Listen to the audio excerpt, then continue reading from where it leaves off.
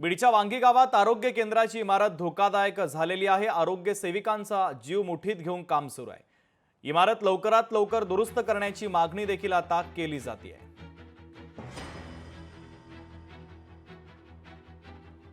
पावसामुळे पूर्ण उपकेंद्र गळालेलं आहे। अक्षरशः मी आज सकाळपासून आहे ना हे सामान आवरून, हे एक्झामिनेशन टेबल आहे पण मी त्याच्यावरती सामान लावलं कारण एवढी जी जागा आहे जिथं गळत नाहीये आणि ते सामान मला आता झाकून ठेवणं खूप गरजेचं आहे, किंवा रेकॉर्ड असो काही असो जे भिजलं, मेडिसिन भिजलं तर ते तर म्हणजे आम्हाला आता चांगलं नाही की हे सगळं मेडिसिन वगैरे भिजू शकतं।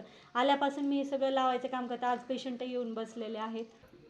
दुरुस्त करायला पाहिजे की सर, हे आम्ही पेशंट येऊन बसलो, चिकलय, पडझड झाली, गळतंय वरून सलाब, चिंकलय खाली, आम्ही अर्धा तास येऊन बसलो, सर नाहीत इथं, मेडिकल कोण देणार? मॅडमनी दिलंय आम्हाला मेडिकल। हो, आमची मागणी हे दुरुस्त करायला पाहिजे। मॅडम कुठं बसणार आहेत? खाली हे चिंकल झालाय, सलापाचं ते गळलंय, खाली सिमेंट पडलंय, आम्ही पाण्यावर बसलो, खुर्चीवर पाणी, खाली पाणी। लोकशाही मराठी ऐका, पहा, जागरूक रहा।